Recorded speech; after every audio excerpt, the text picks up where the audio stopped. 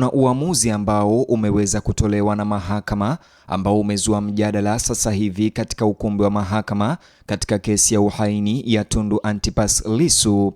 Mahakama sasa imewazuia wanahabari kuzungumza na mawakili katika eneo la mahakama Dar es Salaam. Like video hii kisha subscribe kabla tuendelee. Mahakama Kuu ya Tanzania imewakumbusha mawakili kutofanya mahojiano au kuzungumza na vyombo vya habari ndani ya eneo la mahakama kuhusu kesi zinazoendelea ikiwemo kesi ya uhaini ya Tundu Lissu. Agizo hili linatolewa wakati kesi ya uhaini dhidi ya mwenyekiti wa Chadema Tundu Lissu ikiendelea leo jijini Dar es Salaam. Onyo hilo la mahakama ni muhimu hasa leo wakati shauri la Tundu Lissu likiingia katika hatua nyingine nzito, huku shahidi wa 17 wa upande wa mashtaka akitarajiwa kuanza kutoa ushahidi mbele ya jopo la majaji watatu katika kituo cha usajili cha Mahakama Kuu jijini Dar es Salaam. Kwa mujibu wa taarifa iliyotolewa na msajili wa Mahakama Kuu CM Tengwa, mawakili wanatakiwa kuzingatia katiba, sheria, kanuni, taratibu na maelekezo ya mahakama za Tanzania katika mwenendo wao ndani na nje ya mahakama. Taarifa hiyo inawaonya mawakili hasa dhidi ya kutoa mahojiano kwa vyombo vya habari ndani ya eneo la mahakama kuhusu shauri lolote lile linaloendelea. Mahakama inasema ukumbusho huo unatokana na taarifa kwamba chama cha wanasheria Tanganyika TLS iliwahimiza wanachama wake kuzungumza na vyombo vya habari ndani ya eneo la mahakama baada ya shughuli za mahakama kuahirishwa. Hata hivyo, Mahakama Kuu sasa imeweka wazi msimamo wake. Mawakili hawapaswi kutumia eneo la mahakama kutoa mahojiano kuhusu kesi ambazo bado ziko mahakamani, hasa pale maoni yao yanapoweza kuathiri mwenendo wa kesi hiyo. Taarifa hiyo haimtaji Tundu Lissu, kesi yake wala wakili yoyote mahususi, lakini inakuja wakati muhimu kwa sababu kesi ya uhaini ya Tundu Lissu kwa sasa ni mojawapo ya kesi kubwa zinazosikilizwa katika kituo cha usajili cha Mahakama Kuu jijini Dar es Salaam, na kesi hiyo inatarajiwa kuendelea leo. Ndani ya ukumbi wa mahakama, maandalizi ya hatua inayofuata ya usikilizwaji yameshaanza. Makarani wa mahakama wamekuwa wakitayarisha meza za majaji na kuweka tayari kompyuta pamoja na vifaa vingine kabla ya kuanza kwa shughuli za mahakama. Tukio kubwa linalotarajiwa leo ni kuwasilishwa kwa shahidi wa 17 wa upande wa serikali ama upande wa mashtaka. Hii itaashiria kuendelea kwa uwasilishaji wa ushahidi wa upande wa mashtaka baada ya shahidi aliyepita, kamishna msaidizi wa polisi Amin Mahamba, kumaliza kutoa ushahidi na mahojiano yake na kujibu maswali ya dodoso la kina kutoka kwa Tundu Lissu. Amin Mahamba alikuwa shahidi wa 16 aliyeitwa na upande wa mashtaka.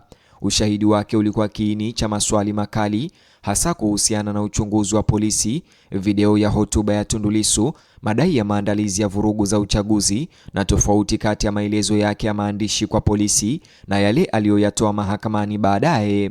Baada ya hatua hiyo kukamilika, upande wa mashtaka uliendelea na kesi hiyo na shughuli za leo zinatarajiwa kuhusisha shahidi mwingine. Pindi shahidi wa 17 atakapomaliza kutoa ushahidi wake, upande wa mashtaka utakuwa umesaliwa na mashahidi 14 kulingana na ratiba ya sasa. Hii ina maana kuwa usikilizaji wa kesi ya leo si mwendelezo wa kawaida tu wa ushahidi uliotolewa awali, ni mwanzo wa hatua mpya katika kesi ya upande wa mashtaka. Hivyo utambulisho na shahidi wa 17 utafuatiliwa kwa karibu sana, hasa kwa kuwa upande wa utetezi unatarajiwa kumhoji shahidi huyo kwa kina mara tu upande wa mashtaka utakapomaliza kumuuliza maswali. Kesi hiyo inasikilizwa na jopo la majaji watatu wa Mahakama Kuu ya Dar es Salaam. Upande wa mashtaka umekuwa ukiwasilisha mashahidi katika jitihada za kuthibitisha madai dhidi ya Tundu Lissu, huku upande wa utetezi wa Tundu Lissu ukipinga mara kwa mara ushahidi huo na mchakato wa uchunguzi. Wakati wa ushahidi wa shahidi aliyepita, Tundu Lissu alihoji mara kwa mara iwapo wachunguzi walikuwa na ushahidi wa moja kwa moja unaomhusisha yeye binafsi na baadhi ya vitendo vinavyodaiwa kufanywa naye. Moja ya maeneo makuu ya mabishano ilikuwa video iliyochapishwa kwenye mtandao wa YouTube wa Jambo TV. Shahidi wa upande wa mashtaka alisisitiza kuwa Tundu Lissu ndiye aliyehusika na uchapishaji huo, lakini alipoulizwa maswali na upande wa utetezi hakuweza kuthibitisha iwapo Tundu Lissu alifanya kazi Jambo TV au la, au aliendesha kamera zao au alikuwa na uwezo wa kufikia akaunti ya YouTube ya kituo hicho. Upande wa utetezi pia ulihoji jinsi wachunguzi walivyoshughulikia nakala mbalimbali za video hiyo. Shahidi alikiri kuwa wachunguzi walikuwa wameitazama ile toleo linalopatikana mtandaoni, lakini hawakuitazama binafsi nakala inayodaiwa kuhifadhiwa kwenye kadi ya kumbukumbu ama memory card. Mijadala hiyo ilikuwa sehemu ya jitihada pana za Lissu kutaka kujua iwapo hitimisho la upande wa mashtaka liliungwa mkono na ushahidi wa moja kwa moja au taarifa zilizopatikana kutoka kwa wachunguzi wengine. Wakati mwingine muhimu ulitokea pale Tundu Lissu alipomuuliza shahidi Amin Mahamba moja kwa moja bila kumficha iwapo ushahidi wake Amin Mahamba ulithibitisha kuwa Tundu Lissu ni mhaini. Shahidi Amin Mahamba alijibu kuwa yeye hakusema hivyo.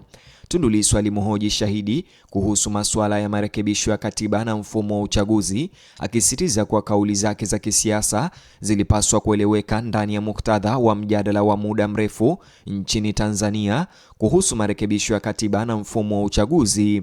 Upande wa mashtaka umepinga tafsiri ya upande wa utetezi kuhusu masuala hayo na unashikilia msimamo wake kuhusiana na madai yaliyomo katika kesi hiyo. Hivyo mwenendo wa kesi leo utafuatiliwa ili kuona ni nini shahidi wa 17 atakachokileta katika kesi ya upande wa mashtaka.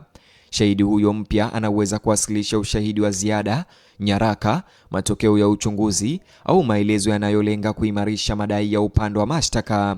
Kwa upande wa utetezi, msisitizo huenda ukabaki katika kupima uhalali wa ushahidi huo na kuchunguza iwapo maelezo ya shahidi yanaungwa mkono na rekodi za uchunguzi husika. Wakati huo huo, ukumbusho mpya wa Mahakama Kuu kwa mawakili kuhusu kuzungumza na vyombo vya habari katika eneo la Mahakama Kuu Dar es Salaam unaongeza kipengele kingine cha mwenendo wa kesi hiyo leo. Mahakama imesisitiza kuwa ni lazima mawakili wawe waangalifu kuhusu yale wanayoyasema kuhusiana na kesi zinazoendelea na mahali wanapotoa kauli zao. Agizo hilo halizuii kuripoti kuhusu mwenendo wa kesi unaofanyika mahakamani wazi. Badala yake, taarifa ya mahakama inalenga mawakili wanaofanya mahojiano au kuzungumza na vyombo vya habari ndani ya eneo la Mahakama Kuu na kujadili kesi zinazoendelea kwa namna ambayo inaweza kuathiri mwenendo wa kesi hizo. Agizo hilo pia linatolewa wakati kesi ya Tundu Lissu ikiwa imepangiwa muda mrefu wa kuendelea. Usikilizaji wa sasa ulianza tarehe 10 Agosti na umepangwa au unatarajiwa kuendelea hadi tarehe 7 Septemba mwaka 2026. Hii ina maana kwamba upande wa mashtaka bado una ushahidi wa kutosha kuwasilisha kabla ya mahakama kufikia hatua zinazofuata za kesi hiyo. Kukiwa na mashahidi 14 wa upande wa mashtaka waliosalia baada ya shahidi wa 17 anayetarajiwa leo, kesi hiyo bado ina safari ndefu kabla ya kukamilika kwa uwasilishaji wa ushahidi wa upande wa mashtaka. Kwa Tundu Lissu na jopo lake la mawakili wa utetezi, kila shahidi mpya atatoa fursa ama hutoa fursa nyingine ya kupinga hoja za upande wa mashtaka. Kwa upande wa mashtaka, kila shahidi huwakilisha fursa nyingine ya kuthibitisha madai yanayounda msingi wa kesi hiyo ya uhaini. Na leo umakini sasa utahamia kutoka kwa ACP Amin Mahamba na kuelekezwa kwa shahidi anayefuata, shahidi wa 17. Kwa hivyo maswali ya msingi ni ya moja kwa moja.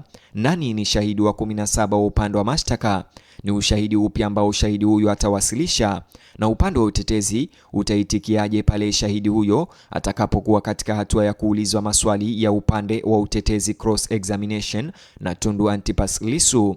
Na kuachia uwanja huu wa maoni, unijuze maoni au mtazamo wako, like video hii kisha subscribe kwa taarifa zaidi.